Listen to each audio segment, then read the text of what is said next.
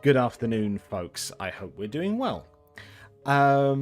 So welcome to today's Geeky Lunch Chat, which is going to be a little bit different. For those who've joined us for these before, normally I give you some updates on stuff that's going on with me. I talk about anything interesting that may have been announced in the kind of general geeky world, specifically generally gaming stuff, but not always. And then I'll talk about a couple of topics of note that you might find interesting. We're doing it a little bit differently today. I was planning this morning, and one of the things I was going to talk about was Dragon Meat Call to Adventure, which ran on Saturday. And then I realised that actually I had a bit of an opportunity here because I'll be cards on the table with this one. I've been to Dragon Meat before. I've been to two Dragon Meats previously. Dragon's Meat? Maybe Dragon's Meat. Don't know.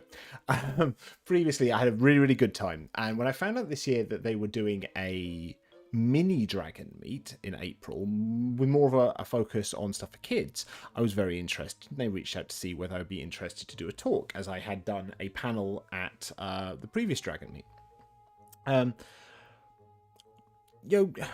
Cards on the table with this one. I think it was a good event. I think it was a good event. It was very well run.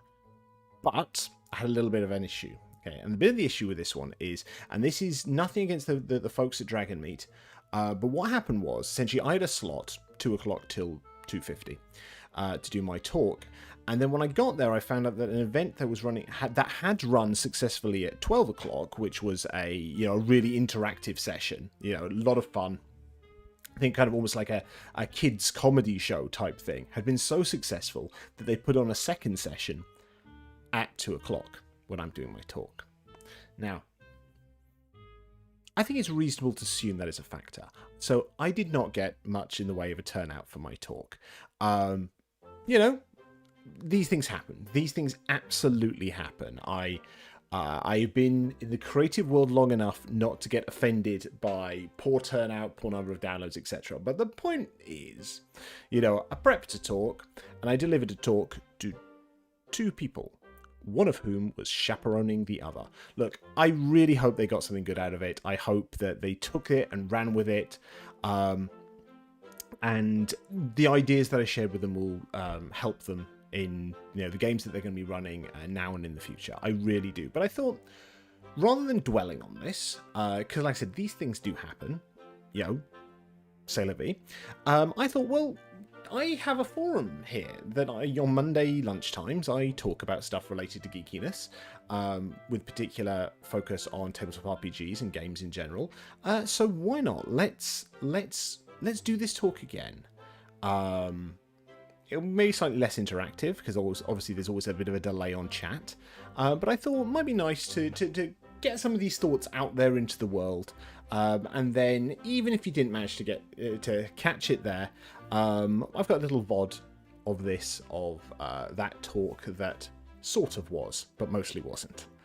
So without further ado, let's dive into this.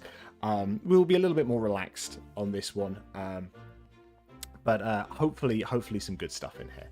So the title of this talk is All Ages Tabletop RPGs, Gathering a Party and Venturing Forth. The general focus of this is a sort of semi-sequel to the talk I did at the end of last year at Dragon Meat, which was more focused on the first part of this journey, whether you are designing a tabletop RPG for kids or you are just getting a bit of pointers in the direction of running a game for kids. So I'm just going to turn my music down ever so slightly on that one. So this is a sequel to that. So with a bit of a focus on Session 0, what can that look like? Going into Session 1, and then a bit of advice on kind of Session 2 and beyond. Now, if this is your first time joining one of these streams or watching one of these videos, and you want to know who is this guy who's talking, my name's DC Bradshaw. I am a tabletop RPG writer, designer, storyteller. I'm an ex-teacher. I taught for 10 and a bit years, and my day job is now in education technology. So I have some thoughts to share, and hopefully this forum allows for that. So let's talk about this. Let's start off with session 0 on this one. So you have decided, foolishly or not, let's go with bravely. You've decided bravely that you are going to run a game for kids. If you're watching this, you are probably not a kid yourself, but a lot of this advice I'm giving absolutely applies to kids running games for other kids. But I'm mostly thinking that if you're watching this, you're probably an adult who's going to go out into that world of running games for kids. Maybe they are your own kids, maybe they are, nieces, nephews, maybe you're a teacher and you're running this in a school setting, a lunchtime club or something like that, or otherwise you are kind of running a creative club, or you're a guardian or something like that. So this is scary but exciting. You have the potential to do something really, really fun here, because the fact is, tabletop RPGs are an opportunity to create a safe space for imaginative play. I've said this before and I'll say this again. As kids, we love to play make-believe. And then sadly, when we become adults, or even before then, when we get to be teenagers, this kind of gets beaten out of our heads somehow. For whatever reason, whether it's peer pressure, whether it's told you need to grow up, or whatever it is. But actually, you lose that ability to have fun and play as if no one is watching. Whereas tabletop RPGs, whether you're running them for 5-year-olds, 15-year-olds, or 50-year-olds, give you that safe space to carry on enjoying imaginative play. So you are in an amazing position of power to offer something wonderful to a group of kids. So let's start off with a bit of starting advice on this one. Assume nothing. Assume absolutely nothing. Everything I do when I am writing, whether it's a tabletop RPG or fiction or whatever it might be, or running a game, I think about the kind of the references that I'm going to stick in there, the cultural hooks, the TV series, the movies, the books and stuff like that I enjoy and that they might enjoy. And generally I've got a pretty good handle on what references will work and what won't. If you're running games for kids, you will have some of a notion of some of that. But actually, you will be surprised what they do and don't know, and therefore what they do and don't pick up on in what you're saying. You will notice references that fall flat. You will notice that they pick up on things that you did not think they were going to pick up on. I'll give an example of the latter one. One of the first games I ever ran for kids was at the start of lockdown in the UK. I was actually running a game for my brother and my niece and nephew who live out in Croatia. And I decided to go, I kind of went very generic with this, like a really easy way into a first game of what it could look like. And I'll talk a little bit about that in more detail later on. But one of the things really, really early on, I was setting up the hook, the plot for this particular adventure to kind of get them going on their way. And I can't remember really what the NPC was, but there was some NPC who may as well have had an exclamation mark above his head, because he was sending them off on this quest. And in a moment of ad-lib, I had this character say, "Oh, will you help us, please?" And then he said, "Yes." And he went, "Oh, thank the gods that these brave warriors have come here." And my nephew, who they're a religious family. We are a religious family. I would say they are more religious than I am day to day. But he picked up on the fact I said, "Thank the gods," and he said, "Oh, you know God." And I realized that I had made an assumption. I had made an assumption that if you're playing in a fantasy game, whether you're playing a tabletop game or you're playing something like Baldur's Gate or something like that, that you're used to having a pantheon of make-believe gods. And the fact that I used the word gods, and he picked up on it as God, as in the Christian God, nearly tipped this into a direction that I was not expecting. Now, I managed to kind of course correct a bit here. I managed to get through the ad-lib. I can't remember what I said. And my brother, who was playing the game, but sort of almost more passively, he was kind of playing the sort of guardian character who's going to help the other two on their way. He picked up on this as well, and we managed to kind of get through this without it becoming a whole thing. But it's one of these things that assume nothing. You don't know what references kids will or will not pick up on, and what underlying assumptions are attached to them. So bear that in mind. The next thing I would say, and this is a really, really important one on this, the second they've asked you to play a game and you've agreed, or you've suggested they play a game and they've agreed, ask the question, and not rhetorically, ask the question, what genre would you like this to be like? You don't do it in those words, but by that I'm saying, which movies, TV shows, books, comics, cartoons do you want this game experience to be like? And they can just rattle some stuff off, and then that lets you think about where you're going to pitch this. If they all agree on something, it gives you a notion of exactly where to pitch it. If they don't all agree on it, you can find what is the intersection of those that Venn diagram. What is the hook, the common hook that would work to make everyone at this group have a good time and have an experience that they'll enjoy. And again, assume nothing. Cultural references are great for this in terms of media, but again, assume nothing. And we'll keep coming back to that again and again. The analogy I'm going to steal for this one comes from, I first heard it referenced by George and Ailsa on Till Dice Do Us Part podcast, who made this reference about, if you're going to play a game, if someone says they'd like to play a game that's like Batman, in my mind, that gives a relatively clear idea of what we're talking about, except for the fact that it doesn't. Because if you say you want something to be like Batman, you've got a spectrum of Batman here.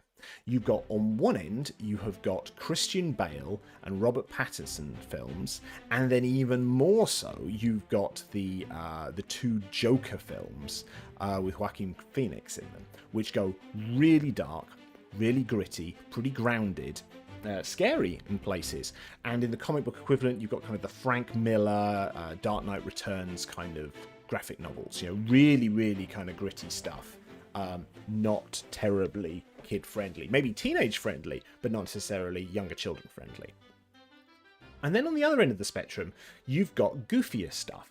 You've got the good old Adam West TV series and movie.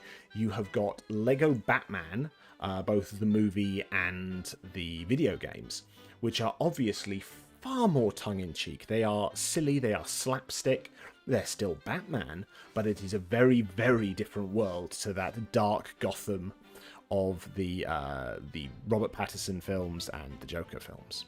So get them to explain what they want from this, and then think again about that intersection of this one. Maybe you've got someone who wants something that's got knights and fighting and stuff in it, and maybe you've got someone who wants romance and someone who wants puzzles and stuff like that, and you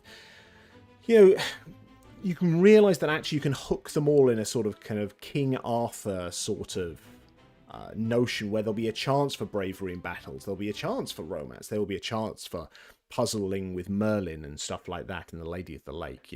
You can find a hook that satisfies all of those genre ideas of what they want to get, and as long as you center it in that intersection and then stray out a little bit here and there to give something that individual people at the table would really, really enjoy, you'll keep to a core principle that will hopefully satisfy everyone at the table. That's the plan, at least. We'll see how you get on. And think about what system works best for that. You've got your Dungeons and Dragons. If I want to self promo on this one, you've got Little But Fierce, which is obviously a more accessible version of Dungeons and Dragons. You've got stuff like the My Little Pony game. You've got loads and loads of stuff out there.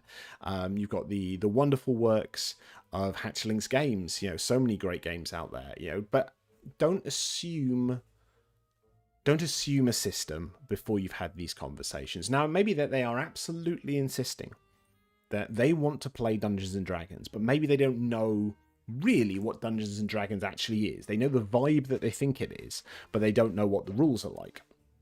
So that's when you think about how do you maybe modify the system that they have chosen to make it more accessible. Maybe there are rules that can strip out. Maybe there are conditions and house rules you can put in place to take that system that is the best fit, maybe the best fit because they are absolutely insisting that's what they want to play, and then make sure it will work for the genre and the game that you have collectively agreed you're going to be playing.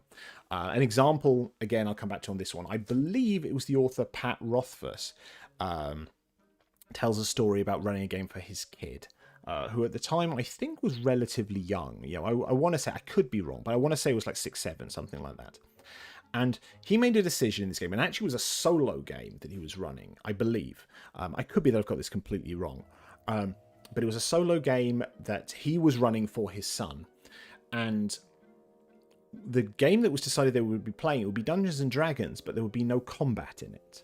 And actually, what Pat Rothfuss did is he gave his son's character a lot of items that could be used for problem-solving purposes, like an unbreakable rope and stuff like that, so that every encounter along the way, whether it was a physical encounter with something or a trap or a dilemma or a problem to be solved, he could use his own intelligence, his own wisdom, combined with these items he had to find a creative solution to the problem. It kind of appeals to the adventure gamer in me, the person who played Curse of Monkey Island and stuff like that. How can I combine these cool items I've got to overcome a problem without fighting? So absolutely, you can take a system and modify it to make sure that it is a safe space for the game that you want to play. I'll give another example on this one, which is the dead cats aren't fun rule. I think a lot of people would agree that the notion of having a familiar in a game is awesome. Having a magical pet that could be like a dire wolf or a cat or a raven or a baby dragon or something like that. That sounds pretty darn cool, I'm not going to lie. It sounds pretty cool in real life. It definitely sounds very, very fun in a game. But the problem you immediately come into with a lot of systems, especially Dungeons and Dragons, and they even saw this in Critical Role with Trinket the Bear, is that the second you've got this wonderful magical familiar, this magical pet who is your animal companion, there is a risk that they're going to die the second you put them in anywhere near a dangerous combat-y situation. And that makes them not want to do anything with that animal. You'll say, well, actually, the baby dragon is going to sit on my shoulder, or the magical ferret is going to sit in my coat, or Trinket the Bear is going to stay in his amulet and is not going to go out. And that's where you kind of want to put your cards on the table and tell the players, look, we're agreeing to a promise at this stage that actually you can have this character and this is what you can do with them, but I am never ever going to put them into danger unless you put them into danger. You know, so that in, you know, for example, if you're in combat, you know, and they're saying like, well, they're going to do this and that, and, you know, we could go, well, actually, if your wolf, your dire wolf, gets hit, they'll get knocked out, and then at the end of the battle, they'll be okay, and you can wake them up, they'll be fine. Maybe that's what you say. Or maybe you say, well, actually, your little raven, you know, can go and do things in a battle or in a situation. They can go and pick locks and, you know, peck at someone's shoulders and steal the keys from the guard and stuff. But actually, they're never going to get hurt. Even if they're spotted trying to grab the guard's keys, they'll fly away. They won't successfully get the keys. The person will swing their sword, but they will never hit them. They're always going to be okay. Now, but clearly, if the player sort of breaks that contract and then goes, well, you know, I know they're invincible, so I'm going to send them straight into the pool of lava. That's not really playing the game now, is it? But if you've got this agreement with them that, you know, everything is safe, that I'm not going to kill your cat, it makes for a much more fun game. So consider these variations you can put on rules in the game. Other stuff for session 0 type situations, consider how you can do character creation, especially if they're new to the game. It's either a good idea to remake characters. If it's a one-off game, you could maybe provide them with some pre-made characters and they just add a bit of flavor on top of it. Like create a warrior, a pre-made warrior, you know, kind of fighter class character sheet, and then if someone decides they want to be a fighter, they can just add the flavor on top of it of, you know, what race they are and you know, what their background is and what they look like and what their name is. But actually a lot of the rules are kind of pre-done for them rather than them having to wade through a potentially complicated character creation, as you see in the like of Dungeons and Dragons and Pathfinder and the like. You could make the character with each of the players in advance, you know, one-on-one. That can be a way of doing it. Or you can do it with them collectively at the table. I think if you're going to do it collectively with everyone at the table, though, you've got to be playing a game that invites that, where character creation is something that takes a few minutes. I'm thinking something like No Thank You Evil, where it's very, very straightforward to do something like that. Whereas collectively sitting down and making a D&D 5e character for 5 people at the table and keeping everyone entertained and focused on the thing they've got to do while you're then going through spells for the magic casters and stuff like that. Honestly, that could be very difficult and it could put people off because that could take a good few hours. So think really carefully about how you want to do that. I know there are purists out there who will say, oh, you must create your character from scratch. But think about the best way of getting them into the game quickly, playing a character that they will enjoy. You can always retcon stuff later. And the last thing I'll say on session 0 is about this being a safe space. And I've said this at the start. You have created a safe space. There is a verbal contract here that we are playing this game so everyone can have fun. Now, an important part of this is making sure that everyone is okay and comfortable in that space. And this is where safety tools come in. Safety tools are an incredibly powerful and necessary piece of role-playing games. There will be people out there who claim that you do not need safety tools, and frankly, the second that someone says that, I don't trust them.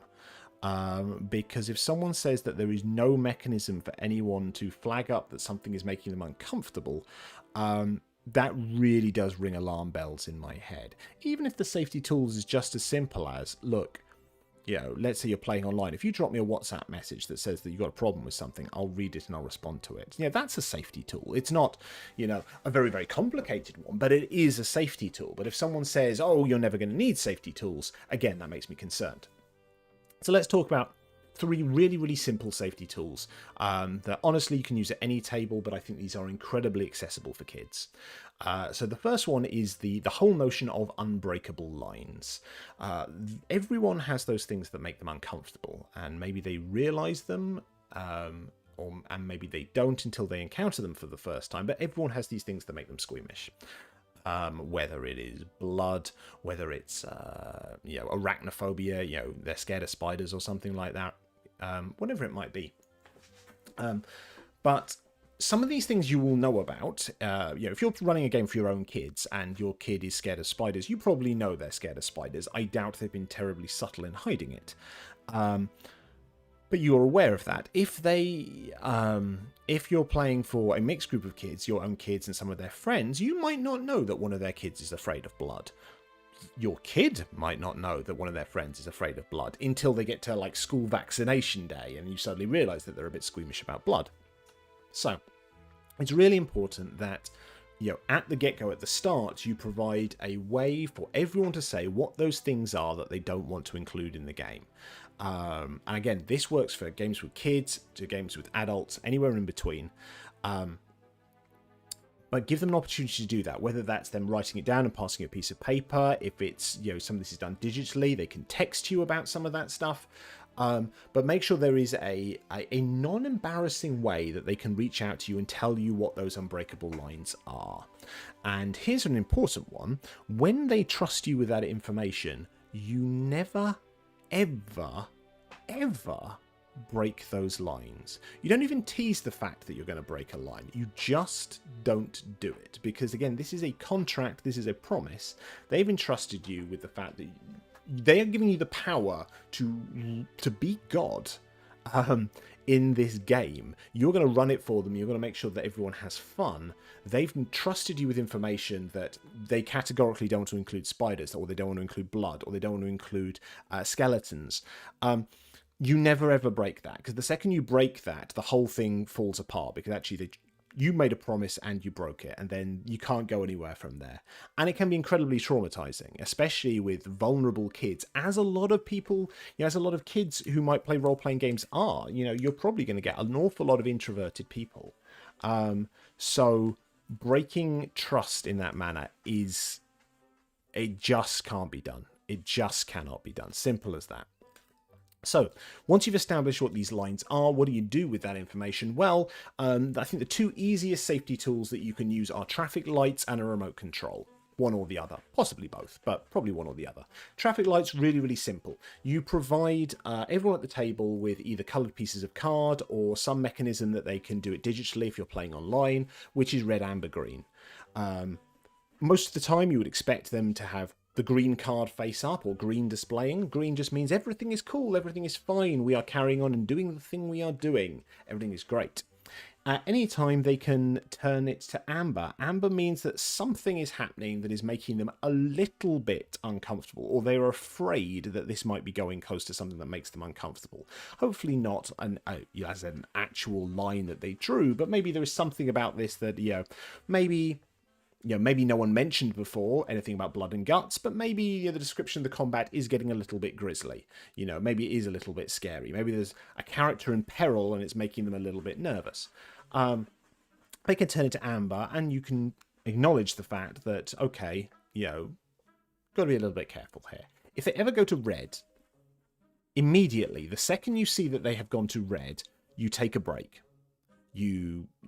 Whatever it is, everyone's going to grab, a drink of water, snacks are going to come out, comfort breaks, whatever it is, but you then go to that person and you have a conversation about whatever it was that made it turn to red, and then you get out of that situation the second you get back to the table. Red is an immediate break. It's not, let's wait and play this out. That's what amber is. Amber is, they're on the edge, or they're a little wary, but let's see how this goes. Red is a categorical stop. Simple as that. So, traffic lights. The other one, very similar, is a remote control, which again is a really nice and simple concept. It's the notion that everyone has an imaginary remote control, and you could, there are a number of ways you could facilitate this at the table. But the point is that anytime someone can pause, they can say they want to pause, we take a break, we talk about it, everything's fine. But then the two powerful things on here is fast forward and rewind. Fast forward is exactly what it sounds like. It's the notion that something has made them uncomfortable for whatever reason, and they would like to fast forward through this bit and come out the other side of it. So let's take the example of you've just defeated the big bad, the troll lord that was guarding the dungeon full of treasure has been defeated, and maybe you've done a bit of Matt Mercer flair, and you've said how do you want to do this, and someone at the table is really going into a lot of detail about how he's decapitating the troll lord and slicing his guts open and stuff like that, and someone goes fast forward. Okay, that means you're going to jump to the end of that and go, right, the troll lord is defeated, and now we're going to go and you can explore the treasure room and see what gold and jewels and magical swords and amulets and stuff that he's got. That's it. You fast forward out of that element and you go on to the next bit. Essentially, it's like you're going to the next scene. You're going to the next day. You're skipping over that bit. Similarly, you've got rewind. If something's happened at the table and someone wants to rewind that, that is absolutely fine. And what I mean by rewind is essentially we undo that last bit. We retcon it and something else happens that's different. Now, you've got to brief this one carefully, because rewind shouldn't be used for bad luck. It shouldn't be the case of, I'm going to do something really, really dangerous here. I'm going to, try and shoot an apple off my friend's head. Oh, wait, I rolled a 1. Rewind, I want to do that again. It should, or, I'm going to keep picking the lock again and again until I succeed. Rewind should be the fact that maybe you didn't realize what the consequence of something might have been, or it went down a route that you didn't think it was going to, and now it's essentially at the stage where it's kind of ruined everything. It's the adventure game book thing of, I'm going to go back to the last page on this one because I didn't quite realize what I was getting into when I agreed to do this. And you rewind it and it's fine. It's a little bit more powerful, that one, but it is an important tool, I think, to have out there. So there we go. That's safety tools. Really important. And, they're important for any tabletop RPG game, especially important with kids. Because, again, safe space and the promise and trust that is invested in you by them should be unbreakable. Okay, so let's talk about session 1 then. Though actually, I'm going to take a quick swig of drink before I do that. So we've done our session 0. We've established what this sort of game this is going to be. We've got some characters. We've decided kind of how we're going to play and what we're going to play. So what does a first adventure look like? This is easier than you think it is, frankly, because we have slightly deluded ourselves into thinking that this needs to be incredibly complicated. The critical roles of the world, and I'm not bashing on Critical Role here in any way. But Critical Role and shows like that have shown us that there is an incredibly ambitious way to play these games, where sandboxes are the best, nay, the only way that you can run a tabletop RPG. For those who don't know, by a sandbox, I mean, here is, for example, giving them a map and saying, right, there's 10 cities in the world. Where do you want to go? And then they decide to go there. And you improv the journey there, and then you improv the city, and you improv where they're going to go, and you improv the encounters along the way, and you're just pulling this stuff out as it goes, and you just roll with it. That's actually really, really hard. I would struggle to do it with that amount of freedom. And the fact is, it's also intimidating. If you say to a kid, right, there's 10 towns you can go to, beyond them maybe choosing the one that sounds the coolest, it's a little bit nerve-wracking, because especially because tabletop RPGs, again, let's go for a Critical Role example. There's an anecdote out there that the player Travis Willingham, the first time he played, he didn't kind of realize until it happened, oh, I can do anything. Saying you have absolute freedom to do anything, it sounds great, but people aren't used to it. So sandboxes might be an appealing idea, but actually you don't have to do it, and maybe you shouldn't do it at the start. So keeping it on the rails, keeping it be something that's on train tracks, it makes your life easier from planning it, and it makes their lives easier in order to do it. You can hide the rails, essentially, so that they don't quite realize that they're on rails as much, but honestly, it's fine, especially at the start. Most games with kids are gonna be some inciting incident that starts them on an adventure, and then they follow that thread until they get to the end. Something happens at A that probably leads to B, that probably leads to C and D, and then it wraps up at the end at E. You may have a couple of different routes of how you get to E, but the fact is, that's okay. That's how adventure game books work. Relatively recently, I replayed Warlock of Firetop Mountain, and the fact is, you start at the start of a dungeon, you've got to get to the end of it, and there's a lot of different routes to get there, but you start in one place and you end at one place, and that's kind of what it is, and it's still pretty damn good. So rails are fine when playing with kids. I mean, they can be fine when playing with adults. I think it's when the players want to push against the rails and you then say no, that's when we hit problems. So think about the fact that it is totally okay to have your session 1 and maybe your session 2, 3, 4, 5, 6, 7, 8, 9, 10 on rails of some sort. What does that allow you to do? Well, quite a lot, frankly, because you can be very clever in how you hide those rails and in the freedom you give them along those rails. You can have, let's say they're in a dungeon. Right, let's say they're in a dungeon and they know eventually they'll try and encounter, let's go for the same example, the Troll Lord at the end. You can have a dungeon that splits up. You've got an entry room with 3 doors at the end, left, middle, right. You go into 3 different encounters there, but maybe there's only 1 door out of each of them and it leads back at the same place. So you've gone one place, it splits into 3, and then rejoins somewhere at the top. Imagine it's kind of like a diamond. You've given, it's not the illusion of the choice, you've given them actual choice, but then you get them back on the rails afterwards, and they don't necessarily realise that you did that in the way you planned it, but it's fine. Equally, you can say, well, the opening bit of this dungeon, you're at the entrance, and at the far end there are 4 guards, maybe there's 8 guards, there's more guards than you could reasonably fight, probably. But it's dark. There's some barrels there, there's stalactites from the ceiling, whatever flavor you want to give this. But the fact is, the challenge is you've got to get past the guards. But how they do that is up to them. They could try and fight it, but it's going to be hard, and you've warned them of that. You could try and sneak past them. You could, try and put together a disguise and kind of blag your way through. You could cause a distraction so that they can, the guards go off in a different direction. You can make your way through. You could make a bomb or a flashbang or something like that to blind them or something.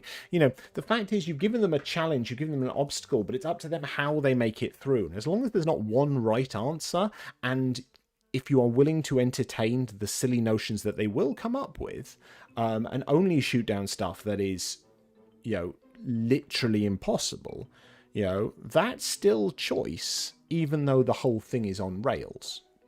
And the fact is, if you're playing for kids, you actually have an awful lot of freedom, because every gaming trope and cliche, caveated, the ones that aren't antiquated and incredibly offensive, are now open to you. You can have, clearing out the rats in the dungeon, because they've never seen that before. Sorry, the rats in the basement, the start of everything else. I wouldn't start it in a pub, a tavern, because that's probably inappropriate, but you can go for all these cliches. You can go for all these notions that you've seen time and time again. You can steal stuff, you can steal plot points and ideas from books and movies they've not seen or read. And that's absolutely fine. It's all fresh material to them. So that gives you an enormous amount of freedom. Think about fairy tale style plots, something or someone goes missing. There's a scream in the night and 3 kids have been kidnapped by goblins, or a beanstalk appears in the middle of the town, or you find a lamp in a cave. All of these things are perfectly good ways to start a plot, and that's all they need to be. As long as there is an inciting event at the start that means that they really do have to go on the quest, that's fine. That's absolutely fine. Puzzles and riddles are great, especially, again, ones you've heard to death. What gets wetter the more it dries, that kind of stuff. Adults have heard a lot of these, but the fact is, assuming you're not using your own child's book of riddles, all these things are open to you, and you can have an awful lot of fun doing them. I wouldn't say do the Towers of Hanoi. It's been done to death. But then again, it's been done to death in things that I have played. The fact that is it Mass Effect 2, you've got the Towers of Hanoi to repair some sort of engine on a ship. I look at that and I go, oh, it's the Towers of Hanoi. Present it to a group of 6-year-olds. They've probably never seen it before. Sure, so let's do it. Practical stuff is fun. Props are great. If you are going to do the Towers of Hanoi, give them some stuff that they can physically do it with. If you've got to do a combination of levers, they've got to turn up and down and make something work, give them something that can be levers. Even if it's just you've got 5 forks on a table that you're flipping up and down or something. If you can do something with a map, that's great. It's all well and good to say, you rummage through his bag and you find an old, dusty map, but some of it's been torn. You can't see where one of the tunnel routes goes, and there's a note on it that says, Evil Grog says, do not go through this door. That's very cool. Give them that map. You go through their bag and you get this map, and you hand it to them, and then they look at it and go, part of it's been torn, I can't see what's there, and oh, there's a note here that says Evil Grog. That's brilliant. Physical props. You don't have to do them often. You really don't have to do them often. But when you do, it is going to be like the most awesome thing you've ever seen. Oh, and I'll add another one to this one. If you have a sand timer, an hourglass, pull that out once in a while. They're in a room, the doors slam shut, and green gas seeps into the room. And then you slap down an hourglass on the table, flip it over, and that's how long you've got. As long as you've got some stuff to get them out of there, if it's getting a bit hairy, that's brilliant. Physical props will really, really help you, and it can be incredibly entertaining and very, very easy to do. So consider those things. The last thing I'll say on this bit is, in terms of a format for adventures, they can be very, very self-contained. They absolutely can. You don't need to do a long campaign. And if you do a long campaign, there is a risk that it becomes the storyteller essentially writing a novel or dictating their novel, and then the players don't feel they have agency. What I would suggest is steal the format from some modern kids TV shows, and I don't mean some of the stuff that's on YouTube, which is clearly they've got a formula there for entertaining kids, but it's not engaging in a narrative sense. What I'm referring to is the format that is used for shows like Spidey and His Amazing Friends and PJ Masks, both of which are shows that my 5-year-old daughter absolutely loves. They are quite simplistic in the formula, and you realise the fact that both shows do in fact run on the same formula. But it absolutely works. Both these shows have a group of heroes, starts off as 3 of them. So those are your heroes. Great. You have set it in a familiar setting to those characters. Whether it's Spidey and his amazing friends, I think it doesn't even say that it's New York, but they are in a city. They are in a city, and they have a home, and they have web quarters, which is their secret headquarters where they can go off on missions from. Great. And then two important factors you have here. You have a familiar set of allies, so a set of friends that can be coming up again and again. Let's take the Spidey example. You've got clearly Aunt May, but you also have various characters that you see again and again. There is a museum owner in that show called Fitzroy von Carnegie, which is a great name, by the way. Gotta love a ridiculous name. But he is a local museum owner that you see in an awful lot of episodes and is used to set up various events, the triggering events, the inciting events for those particular adventures, those particular episodes. And if you get them to really kind of love and care for those characters, it makes you really easy hooks to send them off on the missions, because if one of their familiar friends says that they've got to do something, they trust it. Nice and easy. And similarly, on the flip side, you have a rogues gallery. You have returning villains again and again that keep coming up, because they will establish kind of relationships with them in terms of he's the guy who did that. In the Spidey example, you've got Green Goblin and Doc Octopus and stuff like that. So, and you can keep coming up with these. And as long as you make them kind of fun characters who are all a bit different to each other, and I would suggest if you can do it, very different voices, you can have an awful lot of fun with that. You could have Captain Scratch, the rat pirate, who's got a very, very squeaky voice and something like that. And you can have the Troll King, whose voice is down there.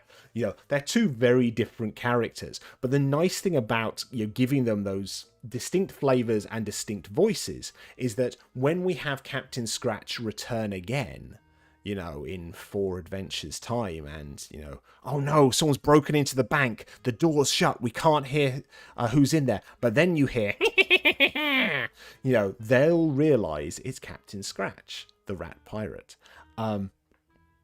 So you can have an awful lot of fun with that, and they will really enjoy, it's that person and they escaped again. We see this in so many comics, we see this in so many superhero things, and it works really, really well.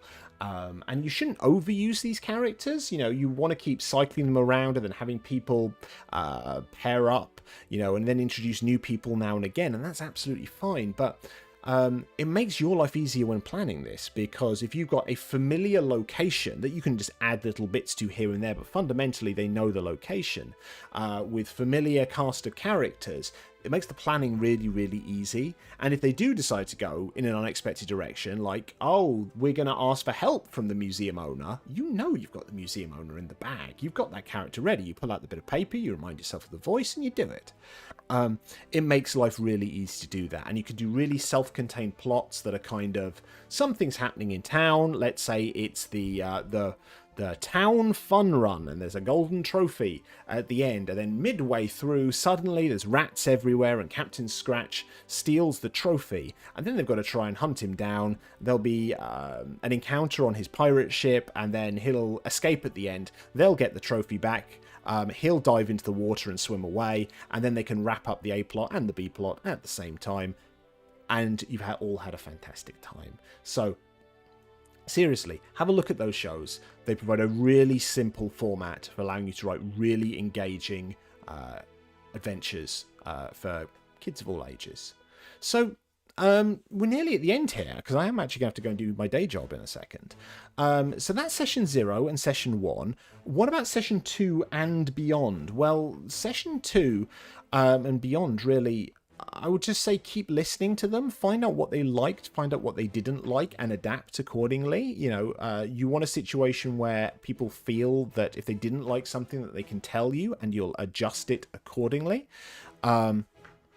So just make sure you keep listening to them, explore those familiar settings, use a combination of the familiar and the new. If they really take to a villain, wait a little while before you reuse them. It'll make the payoff even better. And yeah, just keep listening to your players. This is going to be different to campaigns you've run before. There's going to be a whole amount on trust, especially in the early days. And you don't want a situation where there's 5 people at your table, 4 are having a brilliant time, and 1 person is becoming increasingly disengaged. And remember, this is a safe space, so surprises can be fun, but never, ever, ever break their trust, because that's when you're going to lose them. And other than that, just keep having fun. Okay, that's it. So yeah, that's my talk on all ages tabletop RPGs, gathering a party and venturing forth. I hope you've enjoyed it. If you have, I do panels at various conventions, and I talk about this stuff on stream all the time. If you have enjoyed it, then please subscribe, or at least follow me on YouTube and Twitch. I'm DC Bradshaw on both. I can't even speak anymore. It's really, really hot here. I'm gonna blame that. You can also find me on social media. I'm at dcbradshaw.com on Blue Sky. I'm at DC Bradshaw on Threads. I also have a Ko-fi, however you want to say it, down there. If you want to support me monthly with subscriptions and stuff like that, it means I can keep doing the things that I do. I also have a bite-sized talk show, which is currently on hiatus. It's called Short Thoughts. We've done 2 seasons of it so far, 18 episodes. Each one is a 13 to 50 minute interview with a creator from the wider gaming industry. They're an awful lot of fun, so please check them out. And your watch hours will slowly pave the way to me getting towards YouTube partner. We're a little way off, but we are heading in the right direction, which is brilliant. And the last thing from me on this one is Little But Fierce. I mentioned it earlier. We're coming back to it again. Little But Fierce is my child-friendly rewrite of D&D 5th edition that simplifies the rules, simplifies the language, removes some of those antiquated, awful tropes that we still see battered around. Please take a look at it. It's fun for all ages, but in particular, it has been designed so that kids as young as 6 can enjoy it. And it is our 3rd anniversary of the release of Little But Fierce tomorrow. So that means tomorrow you are going to get a brand new mini add-on called The Spores the Merrier. That adds mushlings as a new kin. So you get them as a playable kin that you can create for your own character, and you also get 2 additional creatures that you can include there, and that's available on its own for free or a donation if you want to, and will also be part of the big old bundle of all the now, oh good grief, 7 Little But Fierce books, which I bundle up to make it easier for you to buy all this stuff in one big go.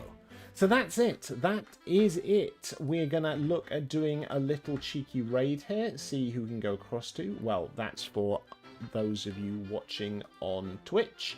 If you're on YouTube, you just get the end screen. I think we are going to go across to Sir Hannah today, who is playing Elder Scrolls Online. So we'll give it a minute to load up the raid. No raid calls or anything like that. Just go over and be decent people and have a good time. I should be streaming again on Wednesday. That is when I do lunch chat with games. So I'll be playing some sort of puzzle game or board game while having a chat with you all. And at some point in the evenings this week, I'm hoping to carry on playing Lego Jurassic World, which I've been having an awful lot of fun with. That's really, really silly and an awful lot of fun. Alrighty, I hope you all have a wonderful day. Take care. Bye.